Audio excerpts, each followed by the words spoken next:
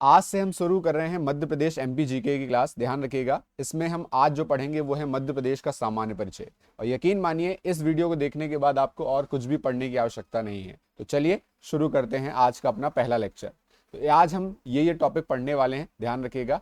सबसे पहले हम पढ़ेंगे मध्य प्रदेश का गठन एवं पुनर्गठन। बेसिक जानकारी है, सामान्य जानकारी है, थोड़ा थोड़ा पढ़ते चलिएगा, ठीक है। तो ध्यान रखिएगा, मध्य प्रदेश का गठन हुआ है 1 नवंबर 1956 को इसका गठन हुआ है। इसका अंतिम पुनर्गठन हुआ है 1 नवंबर सन 2000 को।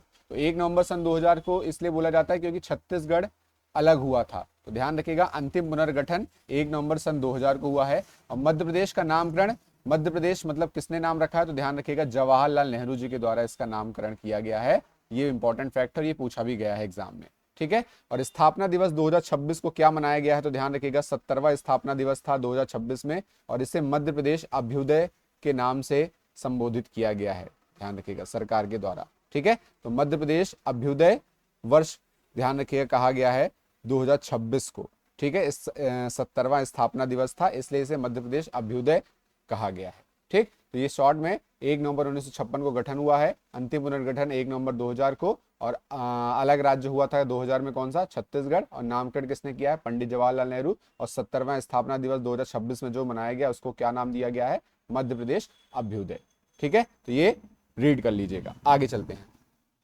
अब प्रमुख राजधानियों की बात करते हैं। तो ध्यान रखिएगा, सबसे पहले प्रशासनिक राजधानी। प्रशासनिक राजधानी तो आपको पता है भोपाल है हमारी राजधानी, लेकिन ध्यान रखिएगा अगर यहीं पे पूछ लिया जाए कि न्यायिक राजधानी क्या है, न्यायिक, ध्यान रखिएगा, तो न्यायिक राजधानी वो कौन सी है, जबलपुर, क्योंकि हाई कोर्ट कहाँ पे है, जबलपुर में है। तो ध्यान रखिएगा न्यायिक राजधानी क्या है, जबलपुर। और संस्कार राजधानी, कल्चर कैपिटल भी अपनी कौन सी है, जबलपुर ही कल्चर कैपिटल भी है। फिर आर्थिक एवं खेल राजधानी, इकोनॉमिक एवं गेम्स कैपिटल जो है वो कौन सी है, इंदौर है। और इंदौर को ही क्या बोला जाता है, मिनी मुंबई कहा जाता है। ध्यान रखिए, क्या कहते हैं, मिनी मुंबई कहा जाता है। ये भी आप ध्यान रखिए, मिनी मुंबई कहा जाता है। फिर एनर्जी कैपिटल, ऊर्जा राजधानी क्या है, सिंगरौली। सिंगरौली में एक जगह है बैठन, कई बार एग्जाम में सिंगरौली न देकर बैठन देता है, तो ध्यान रखिएगा बैठन भी जगह है सिंगरौली में, बड़ा जगह जहां पे कोयला उत्खनन किया जाता है। तो ऊर्जा राजधानी क्या है अपनी, सिंगरौली। फिर आता है ग्रीष्मकालीन राजधानी, मतलब समर कैपिटल। तो समर कैपिटल अपनी क्या है, पचमढ़ी। ध्यान रखिएगा, पचमढ़ी जो है ये अपनी समर कैपिटल है। फिर संगीत राजधानी, म्यूजिक कैपिटल, ध्यान रखिए कौन सी है, मैहर। तो मैहर किसकी नगरी है, तो ध्यान रखिएगा बाबा अलाउद्दीन, बाबा अलाउद्दीन की नगरी है ये मैहर, और इसीलिए इसे संगीत राजधानी कहा जाता है। और बाबा अलाउद्दीन क्या बजाते थे, ध्यान रखिएगा सरोद वादक थे, ठीक है, सरोद वादक थे बाबा अलाउद्दीन। फिर चित्रकला कैपिटल, चित्रकला कैपिटल ध्यान रखिएगा कहाँ है, भीमबेटका। भीमबेटका कहाँ आता है, रायसेन जिले में आता है, ठीक है। ये सारी चीजें मैं आपको डीपली पढ़ाऊंगा, लेकिन अभी थोड़ी बेसिक जानकारी है तो बस उसको आप सुनते चलिए और रीड करते चलिए। तो प्रशासनिक राजधानी क्या हो गई अपनी, भोपाल। संस्कार राजधानी क्या हो गई, जबलपुर। और न्यायिक राजधानी भी क्या है, जबलपुर। आर्थिक खेल राजधानी कौन सी है, इंदौर है। फिर उसके बाद ऊर्जा राजधानी क्या है, ऊर्जा राजधानी क्या है अपनी, तो ऊर्जा राजधानी सिंगरौली। समर कैपिटल पचमढ़ी, और म्यूजिक कैपिटल जो है मैहर। और चित्रकला राजधानी जो है वो कौन सी है, मध्य प्रदेश की भीमबेटका है, ठीक है। चलिए आगे चलते हैं। फिर मध्य प्रदेश के अलग अलग उपनाम हैं, तो एक बार रीड कर लेते हैं, क्योंकि पूछा जा सकता है इनमें से कौन सा मध्य प्रदेश का उपनाम नहीं है, ठीक है। तो ध्यान रखिएगा, हृदय प्रदेश, क्योंकि सेंटर में है इसलिए इसको हृदय प्रदेश कहा जाता है। हीरा, डायमंड पाया जाता है सबसे ज्यादा मध्य प्रदेश में, इसलिए इसे हीरा प्रदेश कहा जाता है, ठीक है, पन्ना छतरपुर में। फिर वनों का राज्य आपको पता ही है, 31% भाग वनों से आच्छादित है हमारे मध्य प्रदेश में, इसलिए इसे वनों का राज्य भी कहा जाता है। तेंदुआ राज्य, तेंदुओं की संख्या भी मध्य प्रदेश में सबसे ज्यादा है, इसलिए इसे तेंदुआ राज्य भी कहा जाता है। भेड़ियों की संख्या भी ज्यादा है, तो इसलिए भेड़िया राज्य भी कहा जाता है। सीता राज्य, सीता राज्य इसलिए कहा जाता है क्योंकि सीता माता से जुड़े हुए स्थल उपस्थित है यहाँ पे मध्य प्रदेश में, इस वजह से इसको सीता राज्य भी कहा जाता है। फिर टाइगर प्रदेश कहा जाता है, टाइगर स्टेट का दर्जा दिया ही गया है, आपको पता ही है। फिर नदियों का मायका, नदियों का मायका लगभग 207 नदियां बहती हैं, है ना, छोटी बड़ी मिलाकर 207 नदियां। तो सबसे ज्यादा नदियां मध्य प्रदेश में, इसलिए इसे नदियों का मायका कहा जाता है। फिर तेंदुपत्ता राज्य, तेंदुपत्ता ध्यान रखिएगा इसको क्या बोलते हैं, ग्रीन गोल्ड भी कहा जाता है, इसको ग्रीन गोल्ड भी कहा जाता है, इसको तेंदुपत्ता को, तो तेंदुपत्ता राज्य भी कहा जाता है। फिर गिद्ध, गिद्धों की संख्या भी सर्वाधिक है मध्य प्रदेश में, इसलिए इसे गिद्ध राज्य भी कहा जाता है, ठीक है। फिर राष्ट्रीय उद्यानों का राज्य भी, सबसे ज्यादा राष्ट्रीय उद्यान पूरे भारत में यहाँ पे है, कितने हैं, 11 राष्ट्रीय उद्यान है। और घड़ियाल, घड़ियाल राज्य भी, ध्यान रखिए घड़ियाल जो है मगरमच्छ की तरह दिखता है वही है। घड़ियाल संरक्षण की संख्या के लिए प्रसिद्ध है, इसलिए घड़ियाल राज्य भी कहा जाता है। और सोयाबीन उत्पादन में मध्य प्रदेश पहले नंबर पे है, तो इसीलिए इसे सोया प्रदेश भी कहा जाता है। ठीक है, तो क्या क्या कहते हैं, हृदय प्रदेश कहते हैं, हीरा प्रदेश डायमंड स्टेट, वनों का राज्य, तेंदुआ राज्य, भेड़िया राज्य, सीता राज्य, टाइगर प्रदेश, नदियों का मायका, तेंदुपत्ता राज्य, गिद्ध राज्य, राष्ट्रीय उद्यानों का राज्य और घड़ियाल राज्य। डन, आगे चलते हैं। अब बात करते हैं राजकीय पशु की। तो राजकीय पशु जो है वो है बारहसिंघा। बारहसिंघा ध्यान रखिएगा, इसका साइंटिफिक नाम जो है रुवर्स डुआउसेली, रुवर्स डुआउसेली, ध्यान रखिएगा। ये हिरण की तरह दिखाई देता है लेकिन इसकी थोड़ी सींग बड़ी होती है, ध्यान रखिएगा। तो ये बारहसिंघा है, और इसको आप ऐसे याद कर सकते हो कि ये जब दौड़ता है तो ये सीधे आगे की तरफ दौड़ता है, पीछे की तरफ नहीं दौड़ता, मतलब रिवर्स नहीं होता है। तो रिवर्स नहीं होता तो रिवर्स डुआउसेली, ध्यान रखिएगा, बारहसिंघा। ठीक है, रिवर्स डुआउसेली बारहसिंघा का साइंटिफिक नाम है। और ये मुख्यतः कहाँ पाया जाता है, तो कान्हा किसली नेशनल पार्क में पाया जाता है, जो कि मंडला बालाघाट में स्थित है कान्हा नेशनल पार्क। और सबसे इंपॉर्टेंट चीज ध्यान रखिएगा, इसे भूर सिंह द बारहसिंघा को, भूर सिंह द बारहसिंघा को कान्हा राष्ट्रीय उद्यान का मेस्कॉट बनाया गया है 2017 में। मेस्कॉट मतलब शुभंकर बनाया गया है, कब, 2017 में। तो ये आपको ध्यान रखना है, कान्हा कृषि राष्ट्रीय उद्यान का शुभंकर मेस्कॉट क्या है, भूर सिंह द बारहसिंघा। और ये कब बनाया गया है, 2017। ये ईयर पूछा गया है एग्जाम में बहुत बार कि कब भूर सिंह द बारहसिंघा को शुभंकर बनाया गया है। ठीक है, और इसे कब घोषित किया गया है, तो ध्यान रखिएगा 1981 में इसको राजकीय पशु घोषित किया गया है। ठीक है, आगे चलते हैं। अब आता है राजकीय पक्षी। तो राजकीय पक्षी का नाम क्या है, दूधराज। इसके और अन्य नाम है, पैराडाइज फ्लाई कैचर भी कहा जाता है, शाह बुलबुल भी कहा जाता है, शाह बुलबुल। अब इसमें मेल और फीमेल दो होते हैं, तो मेल वाले को बोलते हैं सुल्तान बुलबुल भी कहते हैं, और फीमेल को क्या कहते हैं, हुसैनी बुलबुल। नाम से लग रहा है, सुल्तान मतलब मेल का होगा और हुसैनी मतलब फीमेल का होगा। तो मादा, नर और मादा, तो नर सुल्तान बुलबुल और मादा जो है वो हुसैनी बुलबुल। ठीक है, और इसे बर्ड ऑफ पैराडाइज भी कहा जाता है, स्वर्ग का पक्षी भी कहते हैं, ध्यान रखिएगा। इसका वैज्ञानिक नाम है टर्सीफोनी पैराडाइजी, टर्सीफोनी पैराडाइजी इसका नाम है। इसके प्रमुख क्षेत्र कहाँ है, सरदारपुर अभ्यारण्य जो कि धार में है, सरदार धार, सरदार धार, सैलाना, सैलाना अभ्यारण्य कहाँ पे है, रतलाम में। तो ध्यान रखिएगा, ये दोनों किसके लिए फेमस हैं, दूधराज पक्षी के लिए फेमस है, ध्यान रखिए। और इसको भी कब घोषित किया गया, 1981 में घोषित किया गया। अभी अपन ने देखा था राजकीय पशु को भी 1981 में घोषित किया गया था। फिर आता है राजकीय वृक्ष। तो राजकीय वृक्ष जो है वो है क्या, बरगद। बरगद का साइंटिफिक नाम है फाइकस बेंगालोसिस, फाइकस बेंगालोसिस, ध्यान रखिएगा, इसका साइंटिफिक नाम है फाइकस बेंगालोसिस।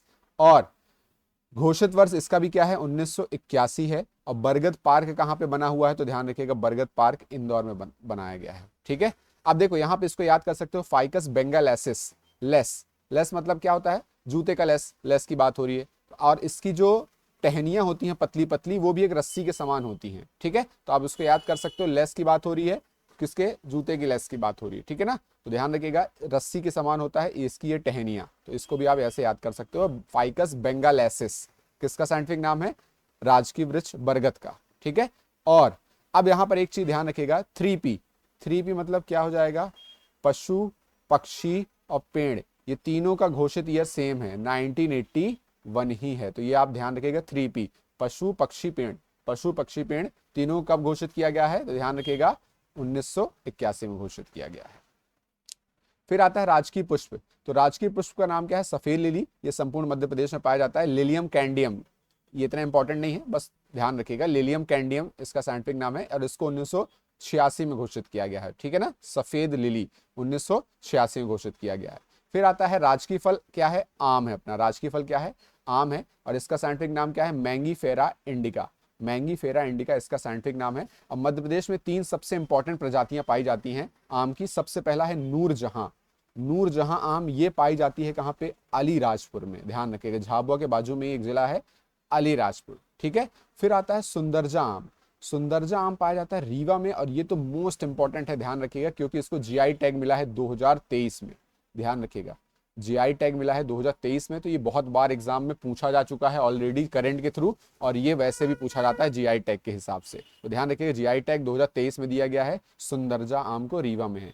फिर आता है मियाजाकी आम, मियाजाकी आम जो है ये शिवनी में है, कहाँ पर है ये, शिवनी में है, ध्यान रखिएगा, मिया, ध्यान रखिएगा कहाँ पे है ये, शिवनी में है।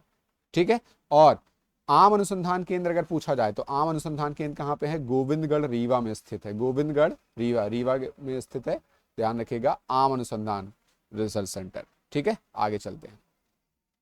राजकीय खेल की बात करें तो राजकीय खेल क्या है? मलखम, देख ही रहे हो आप फोटो में, और इसे 2013 में घोषित किया गया। मलखम एकेडमी कहाँ पर है? उज्जैन में है। प्रभात जोशी सम्मान किसके क्षेत्र में दिया जाता है? मलखम के क्षेत्र में दिया जाता है। 2013 से ही शुरुआत हुआ था और पहला अवार्ड प्रभात जोशी सम्मान किसको मिला है?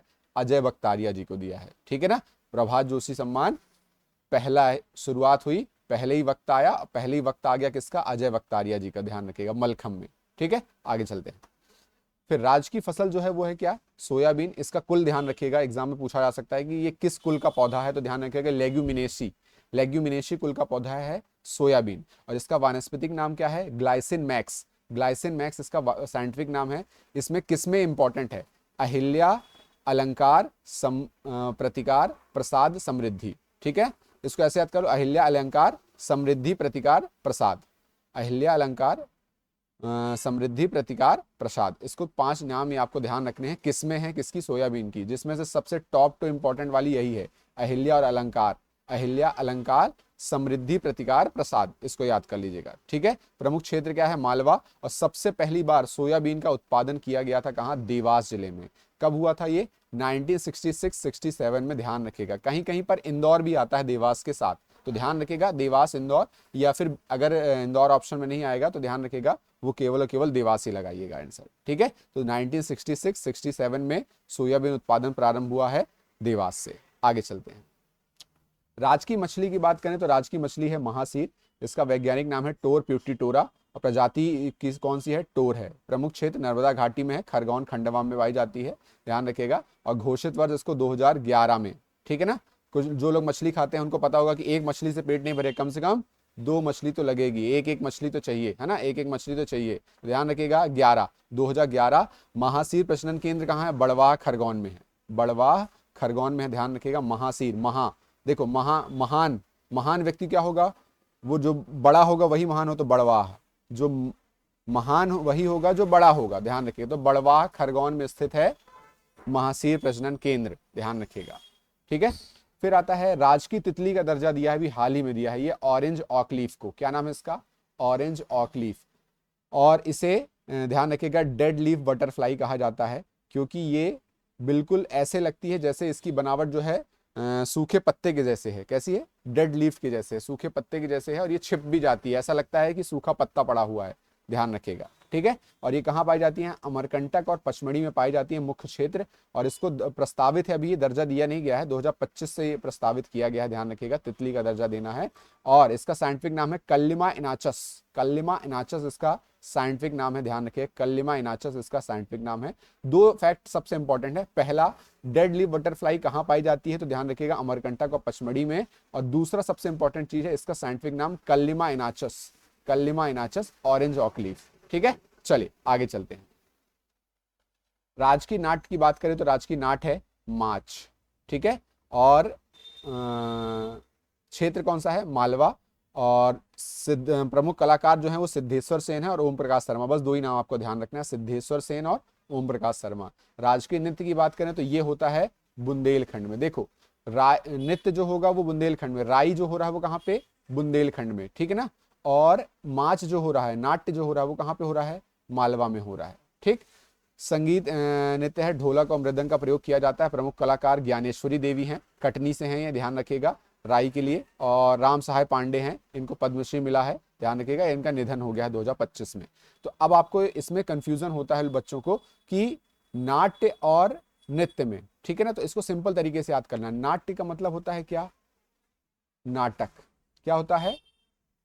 नाटक होता है। ठीक है, और नृत्य का मतलब तो पता ही आपको, डांस, डांस होता है। अब मुझे ये बताइए कि नाटक लंबा चलता है या डांस लंबा चलता है? तो ध्यान रखिएगा, लंबा क्या चलता है? लंबा चलता है नाटक, लंबे सीरियल देखा है आपने।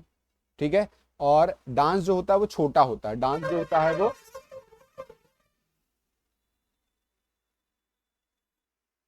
देखिए नाटक जो होगा, नाटक जो होगा वो क्या होगा? लंबा होगा, और डांस जो होगा वो क्या होगा? छोटा होगा। तो ध्यान रखिएगा, छोटा होगा डांस। छोटा कितना छोटा? राई के बराबर। कितना छोटा? राई के बराबर। तो नृत्य जो होगा वो छोटा होगा, कितना छोटा होगा? राई के बराबर छोटा होगा। और राई की जो दाना होता है वो कैसे होता है, बूंद के बराबर होता है। तो ध्यान रखिएगा, बुंदेलखंड, पानी की बूंदों के बराबर होता है, तो बुंदेलखंड। तो राई नृत्य कहाँ होता है, बुंदेलखंड में होता है। और माच कहाँ होता है, मालवा में होता है।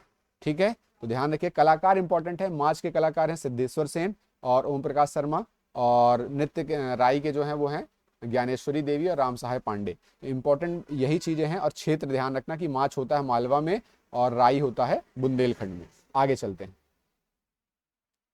अब यहाँ पर आपको ये 4 फैक्ट हैं जो बहुत कंफ्यूजिंग करते हैं, तो ठीक है ना, तो इनको बिल्कुल सरल तरीके से मैं आपको बताता हूँ, समझिएगा। सबसे पहले, पृथ्वी का केंद्र बिंदु कहा जाता है किसको, मंगलनाथ को कहा जाता है। पृथ्वी का केंद्र, पृथ्वी के केंद्र की बात हो रही है। जब भी हम मंगल कामना करते हैं तो ये चाहते हैं कि पूरी पृथ्वी में सब अच्छे रहें, खुश रहें, पूरे भारत में नहीं पूरे वर्ल्ड की मंगल कामना करते हैं। तो पृथ्वी की बात करेंगे तो ध्यान रखिएगा, दिमाग में रख लीजिएगा, पृथ्वी की मंगल कामना करेंगे मंगलनाथ, उज्जैन, मध्य प्रदेश। ठीक है, फिर मध्य प्रदेश का केंद्र बिंदु, मध्य प्रदेश का केंद्र बिंदु है सागर में। ठीक है, आगे चलते हैं।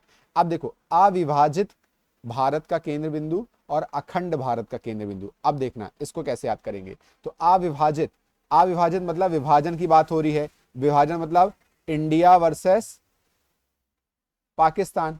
ठीक है, मतलब इंडिया से पाकिस्तान और पाकिस्तान से इंडिया, ये प्रवास हुआ। तो ध्यान रखिएगा, जब आपने देखा होगा 1947 में जब बंटवारा हुआ था, 1947 में जब बंटवारा हुआ, तो एक दूसरे को रौंद कर चले गए। रौंद कर मतलब खून खराबा बहुत ज्यादा हुआ था। तो विभाजन जब हुआ तो एक दूसरे को रौंद दिया गया। ध्यान रखिए, विभाजन जब हुआ तो रौंद दिया गया। रौंद दिया गया मतलब करौंदी। तो अविभाजित भारत का केंद्र बिंदु क्या हो जाएगा, करौंदी। इसको ऐसे याद कर लेना सरल तरीके से, अविभाजित भारत का केंद्र बिंदु। अगर क्वेश्चन आता है तो दिमाग में रखना, विभाजन की बात हो रही है मतलब भारत पाकिस्तान, और एक दूसरे को रौंद दिया है। तो रौंद दिया मतलब करौंदी। ध्यान रखिएगा, रौंद कर चले गए थे पाकिस्तान वाले। ठीक है, ध्यान रखिए, कटनी मध्य प्रदेश। फिर अखंड भारत का केंद्र बिंदु, अखंड, खंड खंड में बारिश होती है। क्या होती है, खंड खंड में। आपने देखा होगा कि एक ही शहर में कुछ एरिया में बरसात हो रही है और कुछ एरिया में बरसात नहीं हो रही, मतलब खंड खंड में बरसात हो रही। तो खंड खंड में क्या हो रही, बरसात। तो बरसाली बैतूल, बरसाली बैतूल। ये थोड़ा याद करने का रिलेशन होता है कि अगर आप प्रश्न से रिलेट कर लेते हैं तो आपका आंसर अपने आप वहां पे 4 ऑप्शन में क्लिक हो जाता है। तो ध्यान रखिएगा, अविभाजन, विभाजन की बात होगी तो मतलब समझ जाना पाकिस्तान भारत की विभाजन की बात हो रही, तो रौंद कर चले गए थे। ध्यान रखिएगा, रौंद कर चले गए, करौंदी कटनी, करौंदी कटनी, और बहुत ज्यादा काटा पीटी हुई थी। ध्यान रखिए, तो कटनी, करौंदी कटनी। अखंड भारत, खंड खंड में बरसात होती है तो बरसाली। ठीक है, मध्य प्रदेश का केंद्र बिंदु सागर में है। पृथ्वी की बात करें तो पृथ्वी की मंगल कामना चाहते हैं हम, तो मंगलनाथ, उज्जैन, मध्य प्रदेश। डन, आगे चलते हैं। अब बात करते हैं मध्य प्रदेश के पड़ोसी राज्यों के बारे में। और इनमें आपसे जो प्रश्न पूछा जाता है कि मध्य प्रदेश के उत्तर में कौन सा राज्य है, उत्तर पश्चिम में कौन सा राज्य है, इस तरीके के प्रश्न बनते हैं। तो ध्यान रखिएगा, उत्तर में कौन सा राज्य है, सीधा सीधा आंसर है, उत्तर में है उत्तर प्रदेश। फिर उत्तर पश्चिम में कौन सा है, राजस्थान, उत्तर पश्चिम में राजस्थान है। फिर पश्चिम में पूछेगा तो पश्चिम में गुजरात। फिर दक्षिण में पूछेगा तो दक्षिण में महाराष्ट्र, और पूर्व में पूछेगा तो पूर्व में छत्तीसगढ़। तो ध्यान रखिएगा, 4 दिशाओं में पूर्व, पश्चिम, उत्तर, दक्षिण, ये तो क्लियर हो जाएगा कि उत्तर में उत्तर प्रदेश है, पूर्व में छत्तीसगढ़ है, दक्षिण में महाराष्ट्र है, और पश्चिम में गुजरात। बस इसको आपको राजस्थान का ध्यान रखना है, ये उत्तर पश्चिम कहलाएगा। ध्यान रखिएगा, क्या कहलाएगा, नॉर्थ वेस्ट कहलाएगा, नॉर्थ वेस्ट वाला ये आपको कहलाएगा। ध्यान रखिए, तो ये आपको बस ध्यान रखना है, बाकी इजी है, कुछ भी कठिन नहीं है। ठीक है, चलिए अब बात करते हैं अक्षांशीय और देशांतरी विस्तार के बारे में। ध्यान रखिएगा, ये थोड़ा लंबा टॉपिक है, बट मैं आपको शॉर्ट में अभी समझा रहा हूं, आप इसको समझ लीजिए और सीधे सीधे इसको रट लीजिए, क्योंकि इसमें बहुत ज्यादा अभी डीप में नहीं जाएंगे, क्योंकि फिर वीडियो बहुत लंबा हो जाएगा। सबसे पहले अक्षांशीय विस्तार की बात करते हैं। ध्यान रखिएगा, तो अगर आपसे पूछा जाए कि मध्य प्रदेश किस अक्षांश में स्थित हो, ध्यान रखिएगा क्या आंसर दे देंगे आप, उत्तरी अक्षांश में स्थित है। क्या बोलेंगे आप, अगर आपसे पूछा जाए कि मध्य प्रदेश किस अक्षांश में स्थित है तो क्या बोलेंगे आप, उत्तरी अक्षांश में स्थित है। अक्षांश का मतलब होता है क्या, लैटिट्यूड, क्या कहलाते हैं, लैटिट्यूड रेखा। और देशांतर का मतलब होता है लॉन्गिट्यूड। तो ये भी आप ध्यान रखिएगा, लैटिट्यूड और लॉन्गिट्यूड। तो अगर आपसे पूछा जाए कि किस लैटिट्यूड में है तो नॉर्थ लैटिट्यूड में है, और किस लॉन्गिट्यूड में है तो ईस्ट लॉन्गिट्यूड में है। अब दूसरा सबसे इंपॉर्टेंट चीज, ये हमेशा जो मध्य प्रदेश का किनारे वाला हिस्सा होता है यहीं से काउंट किया जाता है। ध्यान रखिएगा, तो अगर आपसे पूछा जाए कि उत्तरी अक्षांश कितना है मध्य प्रदेश का, ध्यान रखिएगा, तो आपको बताना है 21 डिग्री 6 से 26 डिग्री 30 मिनट। कितना है 21 डिग्री 6। इसको हमेशा नीचे से ऊपर काउंट किया जाएगा। उत्तरी बोल जरूर रहे हैं, उत्तरी अक्षांश, लेकिन इसको जब हम बोलेंगे तो कैसे बोलेंगे, 21 डिग्री 6 उत्तरी अक्षांश से लेकर 26 डिग्री 30 उत्तरी अक्षांश तक। ठीक है, 21 डिग्री 6 उत्तरी अक्षांश से लेकर 26 डिग्री 30 उत्तरी अक्षांश तक है। और इसी प्रकार देशांतर की बात करें तो पूर्वी देशांतर में, मध्य प्रदेश किस देशांतर में स्थित है, पूर्वी देशांतर में स्थित है। और इसको भी हम बोल पूर्व रहे हैं, लेकिन पढ़ेंगे कहां से, पश्चिम से। तो ध्यान रखिएगा 74 डिग्री 9 पूर्वी देशांतर से लेकर 82 डिग्री 48 पूर्वी देशांतर तक। ठीक है, ये आपको ध्यान रखना है, 74 डिग्री 9 पूर्वी देशांतर से लेकर 82 डिग्री 48 पूर्वी देशांतर तक, ये इसका देशांतर रेखा है। ठीक है, अब उसके बाद मानक समय रेखा ध्यान रखिएगा, ये भी है 82.5 डिग्री पूर्व सिंगरौली से होकर गुजरती है मानक समय रेखा। केवल केवल मध्य प्रदेश के सिंगरौली से होकर गुजरती है क्या, मानक समय रेखा। तो ये भी आपको ध्यान रखना है। उत्तर से दक्षिण की कुल लंबाई 605 किलोमीटर है, पश्चिम से पूर्व की कुल लंबाई 870 किलोमीटर। मतलब उत्तर से दक्षिण, उत्तर से दक्षिण मतलब नॉर्थ से साउथ जाएंगे तो कितने किलोमीटर, 605 किलोमीटर मध्य प्रदेश लंबा है। और अगर पश्चिम से पूर्व आएंगे, पश्चिम से पूर्व आएंगे तो कितना है, 870 किलोमीटर लंबा है। ध्यान रखिएगा, तो ये दोनों आपको डाटा याद रखना है, 605 किलोमीटर और 870 किलोमीटर, ध्यान रखिएगा। ठीक है, चलिए कर्क रेखा मध्य प्रदेश के मध्य भाग से होकर गुजरती है, ध्यान रखिएगा, इसको आगे मैं आपको बताऊंगा। और एक और चीज आपको ध्यान रखना है, पश्चिम और पूर्व के बीच 34 मिनट का समय अंतराल लगता है। टाइम डिफरेंस कितना आता है, मतलब पश्चिम से पूर्व, ध्यान रखिएगा, पश्चिम से पूर्व की तरफ में बीच में कितने मिनट का अंतराल आएगा, सिर्फ 34 मिनट। ये आपको ध्यान रखना है। ठीक है, इंपॉर्टेंट है ये भी। तो हमने इस स्लाइड में जो इंपॉर्टेंट फैक्ट पढ़ा वो ये कि अगर पूछा जाए कि किस अक्षांश में है मध्य प्रदेश, तो उत्तरी अक्षांश में है। क्या है, 21 डिग्री 6 से लेकर 26 डिग्री 30। और अगर पूछा जाए किस देशांतर में है, तो पूर्वी देशांतर में है, 74 डिग्री 9 से लेकर 82 डिग्री 48। और मानक समय रेखा 82.5 डिग्री पूर्व कहां से गुजरती है, सिंगरौली जिले से होकर गुजरती है, ध्यान रखिएगा। और उत्तर से दक्षिण लंबाई 605 है और पश्चिम से पूर्व की लंबाई 870 किलोमीटर है। और दोनों के बीच समय अंतराल कितना लगता है, 34 मिनट का समय अंतराल है। ठीक है, आगे चलते हैं। अब बात करते हैं कर्क रेखा की। तो कर्क रेखा ध्यान रखिएगा मध्य प्रदेश के 14 जिलों से होकर गुजरती है और ये पश्चिम से पूर्व की ओर स्थिति आपको बताई गई है, आप देख रहे हैं। रतलाम, उज्जैन, आगरमालवा, राजगढ़, सीहोर, भोपाल, विदिशा, रायसेन, सागर, दमोह, जबलपुर, कटनी, उमरिया, शहडोल। ठीक है, अब मैं आपको इसको सरल तरीके से पढ़ना कैसे है वो मैं आपको बता रहा हूँ याद, क्योंकि इसमें क्रम आता है जमाने के लिए, इसको क्रम से जमाइए। ठीक है, पश्चिम से पूर्व की ओर जमाइए, ऐसा भी पूछा जा सकता है। और किस प्रकार से प्रश्न बनेंगे वो भी मैं बताऊंगा, समझते चलिएगा। सबसे पहले अपन पढ़ेंगे यहाँ तक सिर्फ, ठीक है, सिर्फ यहाँ तक पढ़ेंगे। तो अब देखिए, रतलाम की बात हो रही है, उज्जैन की बात हो रही है। तो उज्जैन किस लिए फेमस है, ध्यान रखिएगा, उज्जैन फेमस है महाकाल के लिए।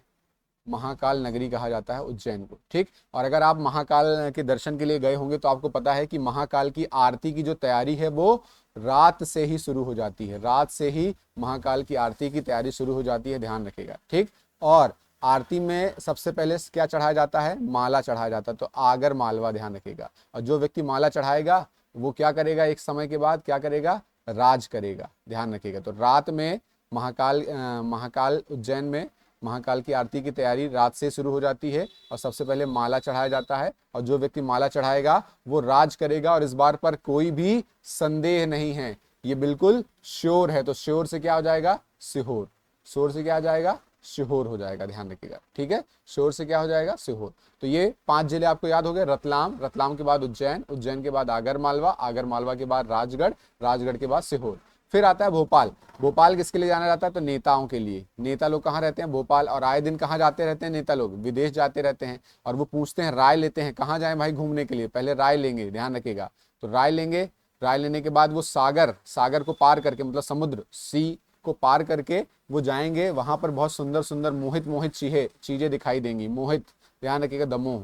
ठीक है, तो इसको भोपाल से लेके दमोह तक इसको याद कर लो। नेता लोग कहाँ रहते हैं भाई, भोपाल में रहते हैं। और नेता लोग आए दिन कहाँ जाते हैं, विदेश जाते हैं, मतलब विदिशा। ठीक है, और विदेश जाएंगे तो वो किसी न किसी से राय लेंगे, भाई कहाँ जाएं घूमने के लिए। और जब जाएंगे तो समुद्र को पार करके जाएंगे, मतलब सागर को पार करके जाएंगे और वहां पे सुंदर सुंदर चीजें देखेंगे। तो सागर दमोह हो गया। ठीक है। और इनको सीधे याद कर लेना, जबलपुर, कटनी, उमरिया, शहडोल। जबलपुर, कटनी, उमरिया, शहडोल। तो ये मैंने आपको याद करवा दिया है डिवाइड करके, कैसे 5-5 करके। सबसे पहले मैंने आपको बताया रतलाम, उज्जैन किसके लिए फेमस है, महाकाल। महाकाल की आरती की तैयारी रात से चालू हो जाती है, माला चढ़ाया जाता है, जो व्यक्ति माला चढ़ाएगा वो क्या करेगा, राज करेगा। और ये बात बिल्कुल श्योर है, तो सीहोर हो गया। 5 जिले हो गए। भोपाल, भोपाल में कौन लोग रहते हैं, नेता लोग। नेता लोग कहाँ जाते हैं, विदेश जाते हैं आए दिन, और किसी न किसी से राय लेकर जाते हैं, और सागर को, समुद्र को पार करके जाते हैं, और वहां सुंदर सुंदर मोहित चीजें, दमोह को मोह, मोह मतलब प्यारा, मोह, ध्यान रखिएगा, दमोह मोहित चीजें देखते हैं, ठीक है। और फिर जबलपुर, कटनी, उमरिया, शहडोल, इसको सीधे याद कर लेना, जबलपुर, कटनी, उमरिया, शहडोल। डन। तो ये 14 जिले मैंने आपको याद करा दिए हैं। जिस तरीके से मैंने बताया है प्लीज उसी तरीके से याद करिएगा, कभी नहीं भूलेगा आपको। एक बार लिख कर भी प्रैक्टिस कर लीजिएगा, ठीक है। आगे चलते हैं। चलिए, ये हो गया अपना फिनिश। अब मुझे इसका आंसर आप बता दीजिए कि मध्य प्रदेश का केंद्र बिंदु के रूप में किस स्थान को जाना जाता है। इसका आंसर आप कमेंट बॉक्स में जरूर बताइएगा। वीडियो कैसा लगा ये भी प्लीज बताइएगा, ठीक है। जल्द मिलेंगे नेक्स्ट टॉपिक के साथ। तब तक अपना और अपने परिवार का ध्यान रखिए, पढ़ाई करते रहिए। जय हिंद।